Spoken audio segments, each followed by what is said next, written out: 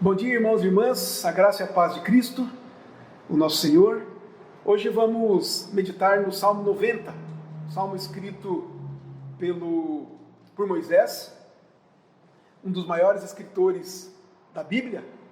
Então escreveu essa poesia que certamente vai nos encorajar, nos fortalecer na fé. Nós não temos muita informação, na verdade, de quando foi que Moisés escreveu este salmo, mas nós podemos pensar que foi próximo do fim da sua vida. Então nós vamos lembrar aqui, já no início, alguns fatos marcantes da ação de Deus na vida de Moisés, que marcou muito a sua vida e certamente ajudou a ele ter subsídios, não é?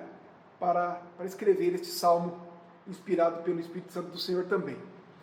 Nós sabemos que Moisés nasceu no momento em que o povo hebreu estava escravizado lá no Egito, e esse povo ele se multiplicava muito rapidamente e ficando muito numeroso, portanto, lá na terra do Egito, a ponto do faraó ficar preocupado de que esse povo hebreu, crescendo demais, poderia se unir a outros povos e vir contra os egípcios, contra o seu povo e dominar, então, o povo egípcio.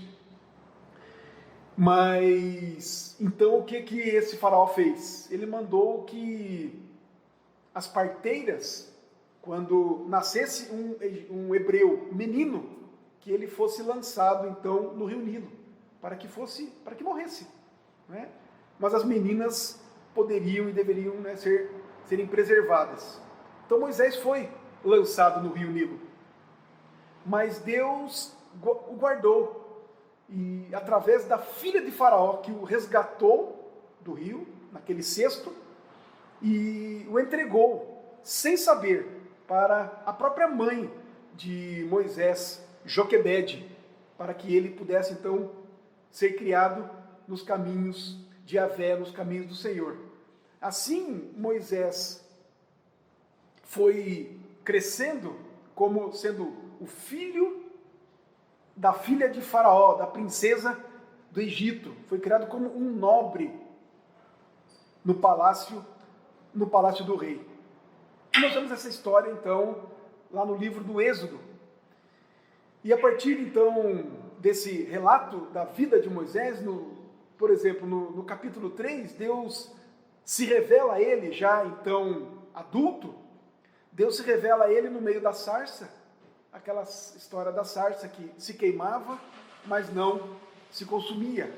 No capítulo 4, Deus dá poderes a Moisés, para que ele possa de fato então libertar o seu povo dos poderosos egípcios. No capítulo 6, Deus lembra a Moisés a promessa que fez a Abraão, a Isaac e Jacó, de que o seu povo, o povo hebreu, era povo da aliança, e que por isso iria libertá-lo do jugo egípcio através da liderança de Moisés. Dos capítulos 7 ao 12, Deus manda diversas pragas sobre os egípcios, mostrando o seu poder sobre todas as coisas, especialmente sobre os deuses falsos dos egípcios. E a partir do capítulo 13 de Êxodo até o fim, está registrado então a saga de Moisés na condução do povo pelo deserto, a caminho da terra prometida, os feitos de Deus em favor do seu povo, e instrumentando então e capacitando a Moisés nessa liderança. Quando nós vamos para o livro do Deuteronômio, nós vemos que Deus segue o relato dessa trajetória de Moisés na liderança desse povo pelo deserto, até a transmissão da liderança de Moisés para Josué, e enfim descreve ali a sua morte. Então, em todo esse tempo, Moisés mostrou a sua dependência de Deus, mesmo falhando em alguns momentos, em algumas ocasiões. Nós vemos ele intercedendo pelo povo, nós vemos o registro dele recebendo as tábuas da lei, os 10 mandamentos, e ele liderando então um povo numeroso por 40 anos. Mas em todo esse tempo, nós podemos ver Deus junto dele, o guiando, o sustentando e o protegendo. Moisés, então, foi verdadeiramente um homem que conheceu a Deus muito de perto. Deus se mostrou a ele, se revelou a ele, andou com ele, caminhou com ele. Então, num determinado momento da sua vida, ele compõe este salmo. E este salmo vai então revelar, neste salmo ele vai revelar a fragilidade humana, a brevidade da vida, e faz aí então um contraste com a eternidade de Deus, com a força, o poder de Deus, fazendo então, neste salmo, alguns apelos também sinceros para a compaixão de Deus em favor dele, em favor do povo, em favor de nós. E ele então, com este salmo, ele dá um marcante testemunho da sua vida, da sua caminhada com Deus, da graça, do poder, da eternidade de Deus, da sua soberania, e mostra-nos então a fragilidade da vida humana e como a nossa vida é breve.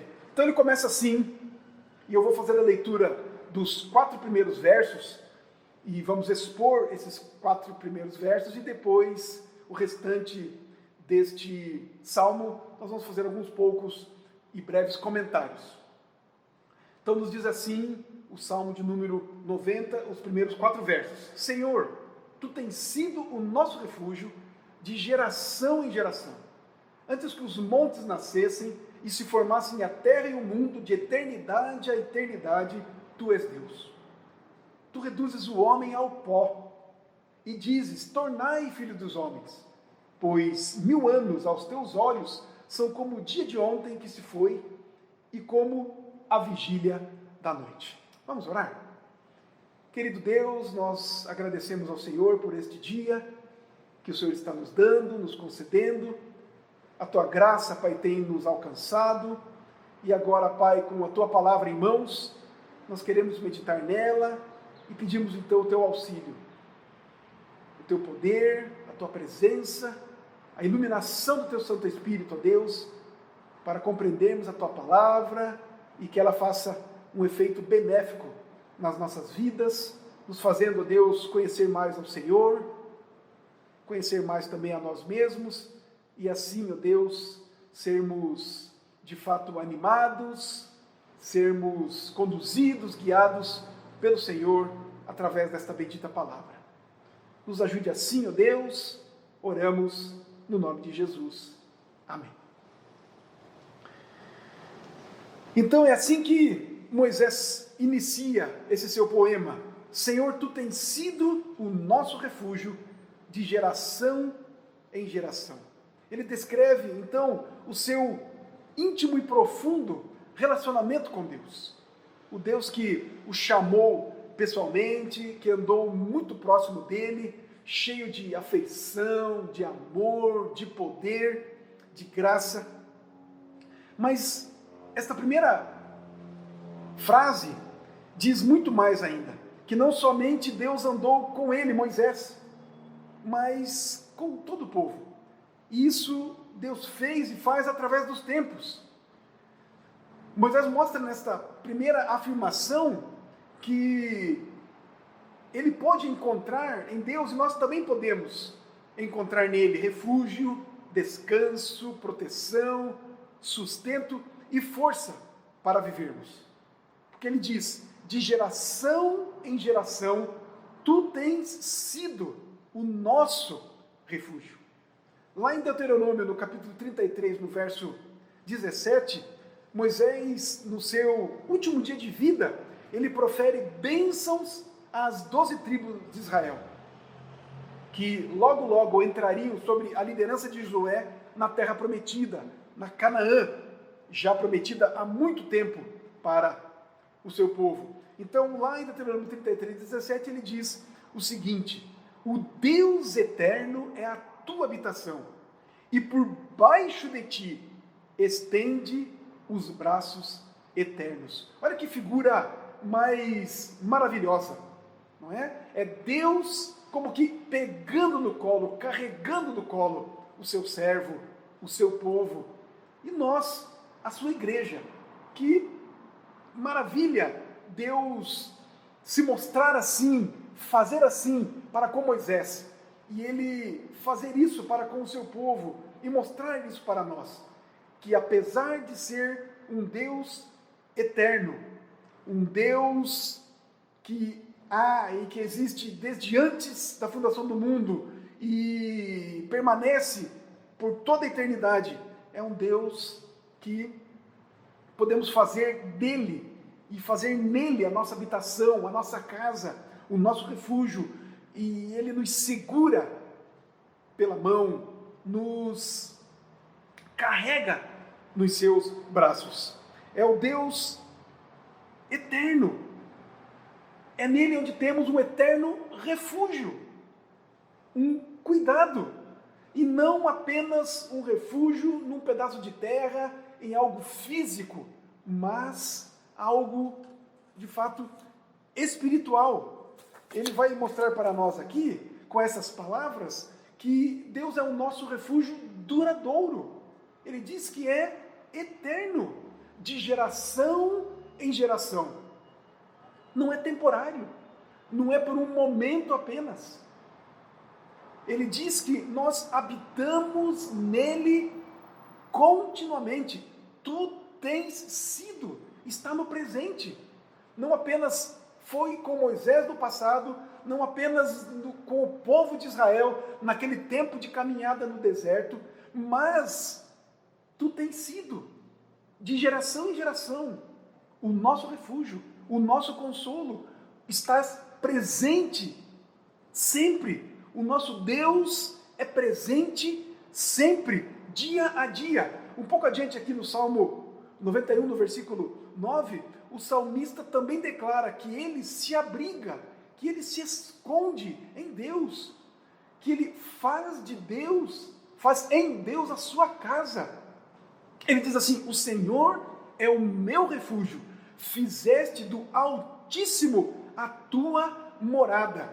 E nós sabemos muito bem o que é estar em casa, principalmente nesses tempos, agora, nesses últimos tempos, nós temos visto isso.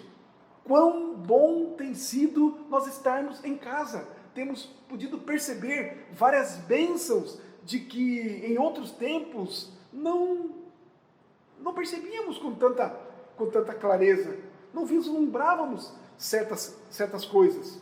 Mas é muito mais do que isso, como já disse, muito mais do que uma presença física, do que um lar e uma casa física, uma segurança física e temporal. O que Moisés está dizendo aqui para nós é que Deus é a nossa habitação espiritual, é o refúgio para a nossa alma. É disso que Moisés está falando. Nele nós temos uma garantia e uma segurança eternas. É para sempre, é em todo o tempo. Esta é a certeza que está firmada, e essa certeza está firmada no que de fato Deus é e no que Ele faz. É o que Ele vai dizer e afirmar aqui então, agora no versículo 2. Ele diz assim: antes que os montes nascessem e se formasse a terra e o mundo, de eternidade a eternidade, tu és Deus. Antes de que se formasse qualquer coisa, antes de Deus ter criado qualquer coisa, Deus é Deus, é o Senhor. Deus aqui quer dizer o soberano, o dono de todas as coisas, o que era, o que é e o que há de ser por todo sempre, por toda a eternidade. Aqui neste verso, Moisés descreve quem Deus é.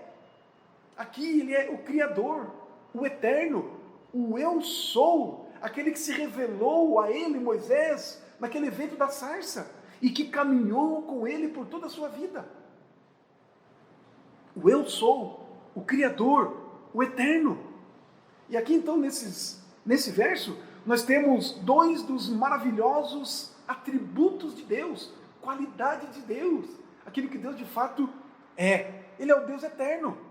De eternidade a eternidade, tu és Deus, o Deus eterno. Jó, no capítulo 36, 26 do seu livro, ele diz assim: eis que Deus é grandioso e não o conseguiremos compreender, nem mesmo podemos calcular os anos da sua existência. É simplesmente impossível. Deus não está preso em dias, em anos, em tempo algum. Deus está acima de tudo isso. O Salmo de número 102, o verso 27, está escrito assim: tu, porém, és o que és, e teus anos não têm fim. Ainda, Isaías, no capítulo 43, no verso 13, o profeta escreve assim: desde toda a eternidade eu o sou, e não há nada nem ninguém que possa fazer escapar algo ou alguém das minhas mãos.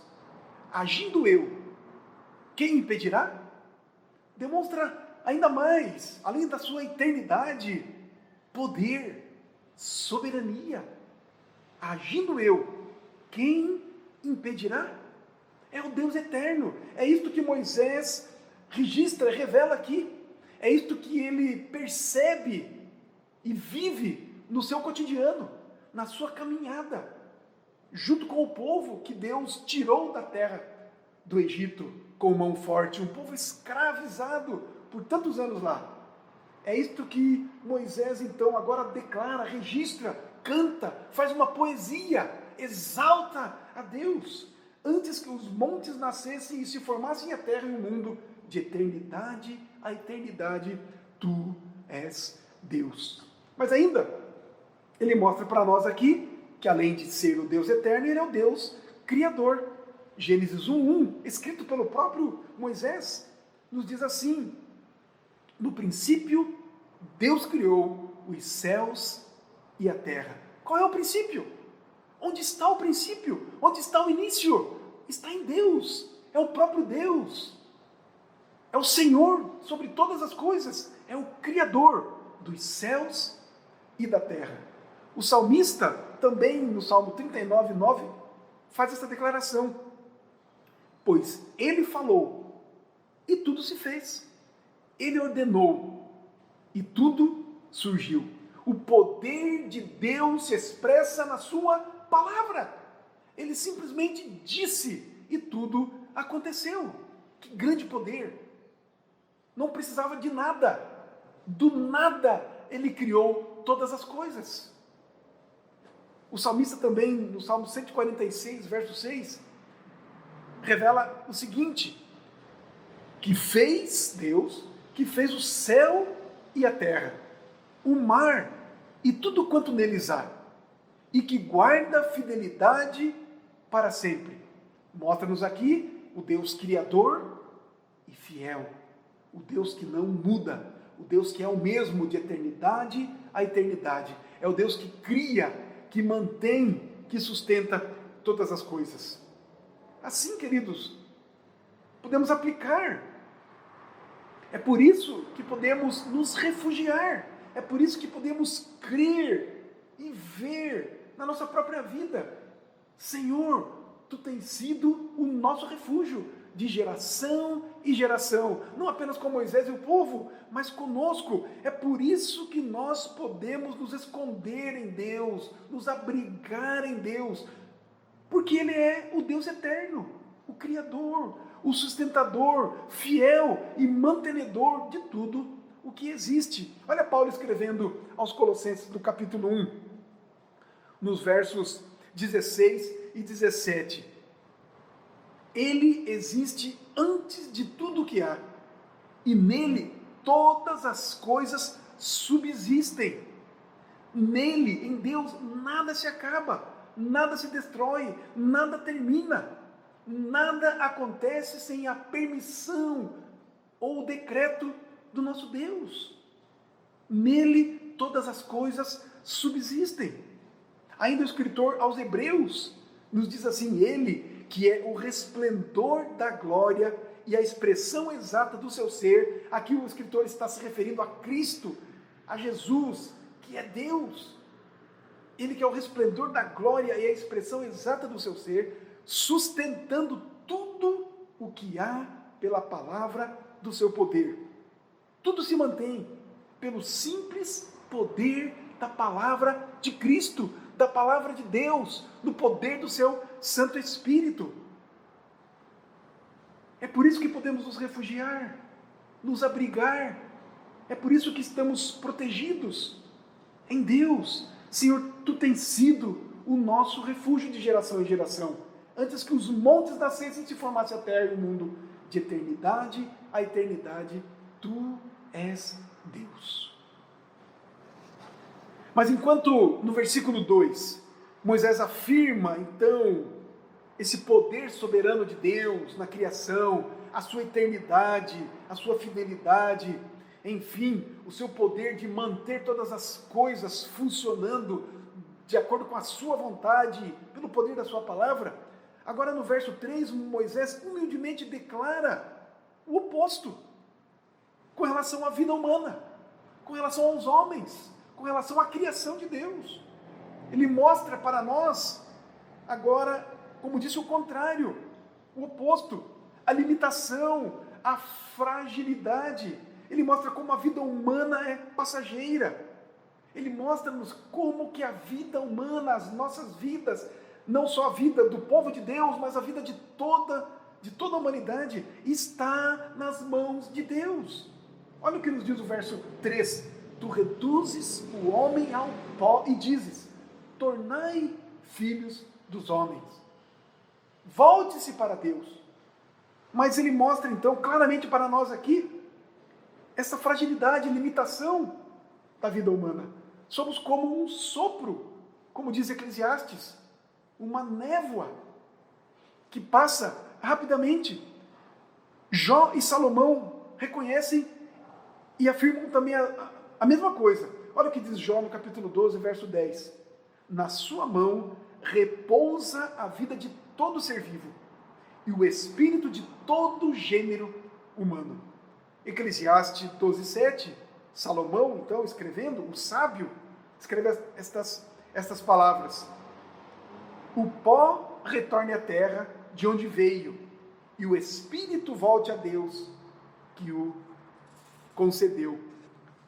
Ainda o salmista, no Salmo de número 24, no verso 1, ele nos diz assim, ao Senhor pertence a terra e tudo que nela se contém, o mundo e os que nele habitam. Portanto, queridos, aquela ideia que muitos têm de que Deus está na natureza, que Deus está no mar, que Deus está nas coisas, isso não confere com o que as Escrituras dizem. Deus criou estas coisas. Deus está em todo lugar, sem dúvida alguma, como Espírito que é. Mas o que o salmista mostra para nós aqui, que ao Senhor pertence a terra e tudo que nela se contém é dele. Ele tem todo o poder, ele tem todo o domínio sobre toda a sua criação, sobre todas as coisas. E nós podemos ver isso na história bíblica, descrita por cada um dos escritores que Deus chama para escrever a sua palavra, para escrever quem ele é. Vemos, por exemplo, Jesus, naquele evento de quando cruzava o mar e veio uma tempestade, vento forte, e que os discípulos ficaram amedrontados, que poderiam ali naufragar e morrer, e Jesus dormindo. E aí simplesmente vão lá, acordam Jesus, e Jesus vem e olha para tudo aquilo e apenas diz, acalma-te, mar, para o vento, e as coisas se acalmam. O domínio de Deus sobre todas as coisas. É isso que Moisés revela aqui nesse versículo 3. Tu reduzes o homem ao pó e dizes, tornai filhos dos homens. Volta ao pó.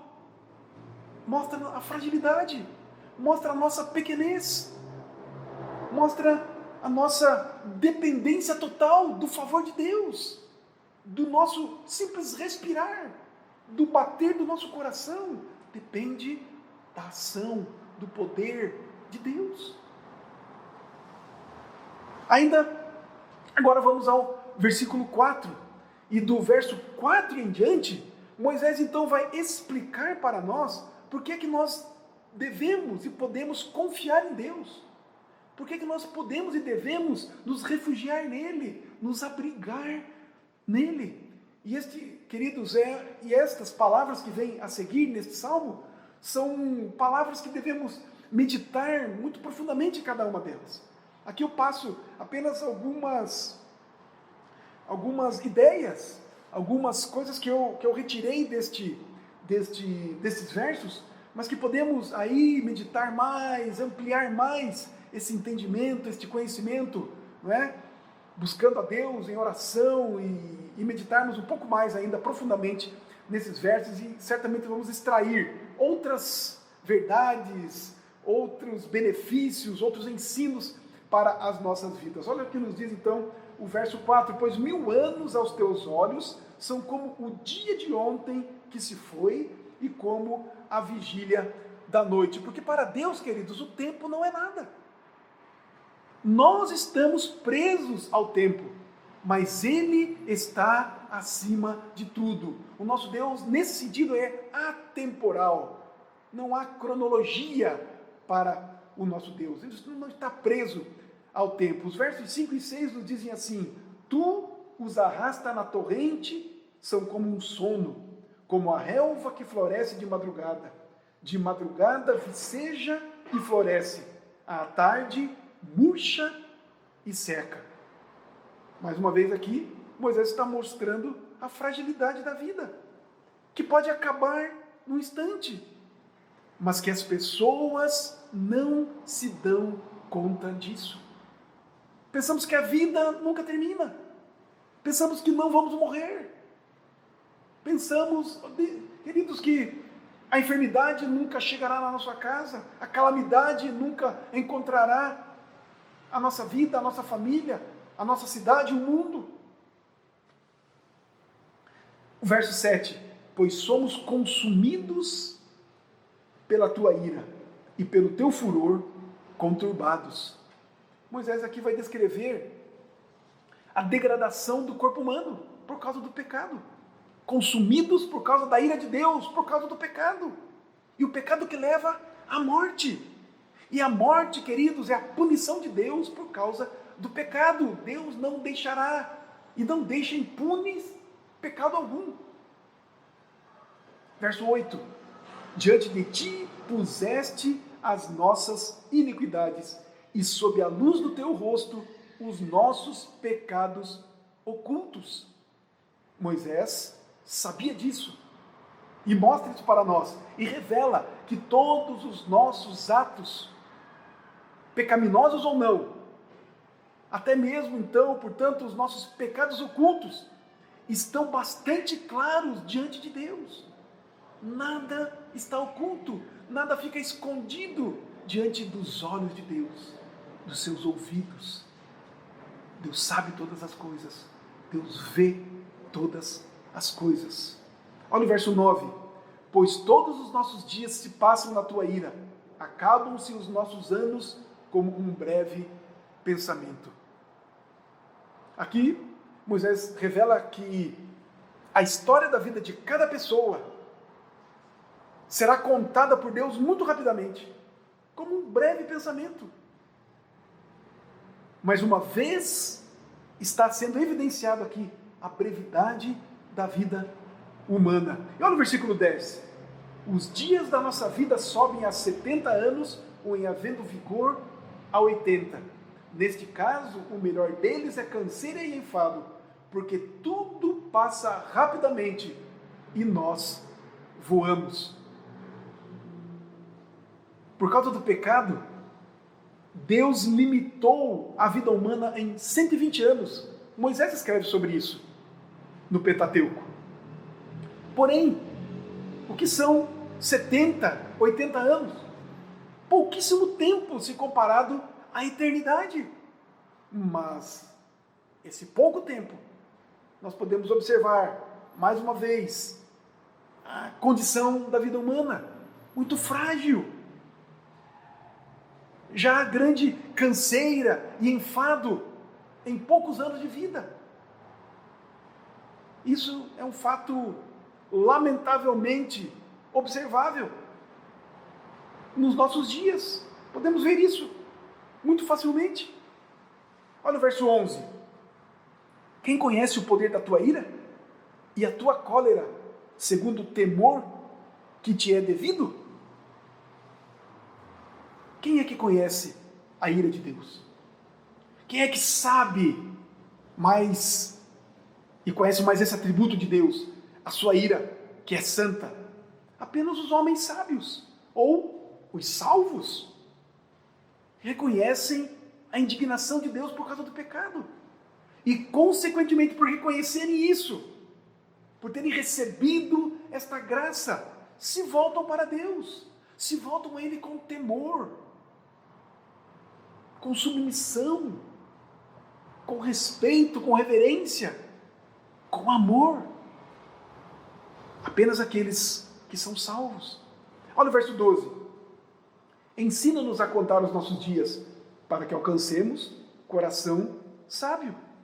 Lembrar, então, que mesmo tendo pouco tempo de vida, nós podemos e devemos buscar a Deus e buscar viver esse tempo que nos resta de maneira sábia, de maneira a evidenciar de fato quem é Deus, reconhecendo a nossa pequenez, o nosso pecado, as nossas dificuldades e limitações, mas que mesmo assim, com isso, nos é dado capacidades pelo próprio Deus e sabedoria para vivermos bem, para vivermos de uma maneira que testemunhemos, onde temos um refúgio, onde temos consolo, onde temos graça, onde temos alegria, vigor, encorajamento. É no Senhor.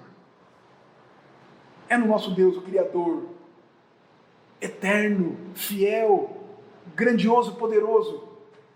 Olha o verso 13. Volta-te, Senhor. Até quando? Tem compaixão dos teus servos.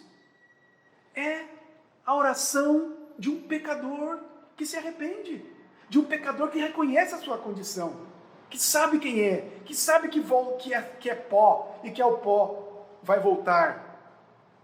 É a oração, é o clamor de um pecador. Olha os versos 14 e 15. Sacia-nos de manhã com a tua benignidade, para que cantemos de júbilo e nos alegremos todos os nossos dias. Alegra-nos por tantos dias, quantos nos tens afligido, por tantos anos quantos suportamos a adversidade. É porque Deus é bom, que podemos desfrutar de alegria. É porque Deus é bom e cuida de nós, que podemos passar pelas adversidades, pelas dificuldades. É por causa da bondade de Deus, não é porque há força inata em nós. É por causa da bondade de Deus. É porque Ele de fato é benigno. Olha agora o verso 16. Aos teus servos apareçam as tuas obras, e a seus filhos a tua glória. As nossas obras, os nossos feitos, devem glorificar a Deus e não a nós mesmos. Eu sou o Senhor, este é o meu nome, a minha glória, pois, a outrem não a darei. Isaías 42, 8. Deus não divide a sua glória com ninguém. Todo bem, todo dom perfeito, toda bondade que qualquer um de nós venha a fazer, ela vem de Deus. É capacitação do próprio Deus. É quando os nossos corações são movidos em amor, em favor de alguém, isso vem de Deus, isso não nasce em nós. É por isso que ele diz: aos teus servos apareçam as tuas obras, e aos seus filhos a tua glória. É de Deus e não é de nós mesmos. Vem do nosso próprio Deus.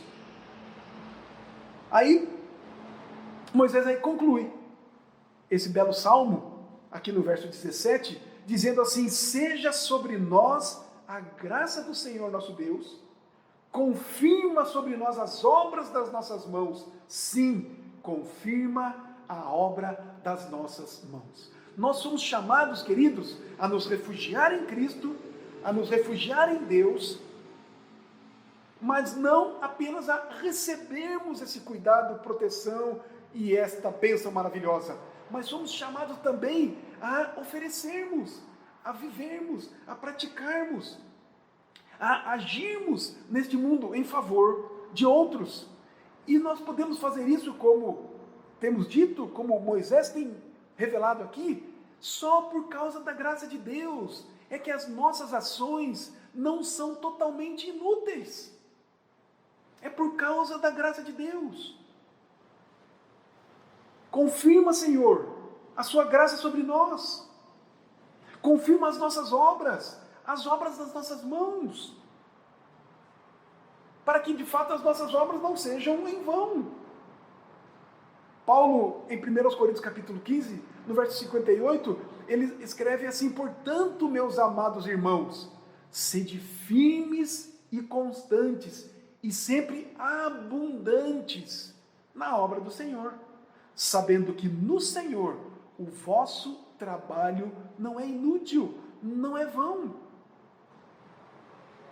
Eu quero encerrar com vocês essa meditação aplicando tudo isso que falamos, que Moisés expressa e revela aqui nesse salmo, com outro salmo, o salmo de número 46. Eu quero fazer apenas a leitura dele. O salmista então diz assim: Deus é o nosso refúgio e fortaleza, socorro bem presente nas tribulações. Portanto, não temeremos, ainda que a terra se transtorne e os montes se abalem no seio dos mares, ainda que as águas tumultuem e espumejem, e na sua fúria os montes se estremeçam. Há um rio, cujas correntes alegram a cidade de Deus, o santuário das moradas do Altíssimo. Deus está no meio dela, jamais será abalada. Deus a ajudará desde antemanhã. Bramam nações, reinos se abalam, ele faz ouvir a sua voz e a terra se dissolve. O Senhor dos exércitos está conosco. O Deus de Jacó é o nosso refúgio. Vinde, contemplai as obras do Senhor, que assolações efetuou na terra. Ele põe termo à guerra até aos confins do mundo. Quebra o arco e despedaça a lança. Queima os carros no fogo. Aquietai-vos e sabei que eu sou Deus. Sou exaltado entre as nações, sou exaltado na terra. O Senhor dos exércitos está conosco. O Deus de Jacó é o nosso refúgio. Vamos orar? Querido Deus, muito obrigado. Muito obrigado por seres esse Deus, o Deus aonde podemos descansar, aonde temos proteção, aonde somos cuidados, abrigados, aonde temos o verdadeiro, puro e completo amor e satisfação na nossa alma. Muito obrigado, Deus, a nossa gratidão, o nosso louvor, honras e glórias ao teu santo e bendito nome. Assim oramos no nome de Jesus. Amém. Que a graça do nosso Senhor e Salvador Jesus Cristo, o amor de Deus, o nosso eterno e amado Pai, as consolações, a presença viva, constante e eterna do Espírito Santo de Deus em nós, estejam comigo, com vocês, com a Igreja de Cristo, por toda parte hoje e para todo sempre. Amém.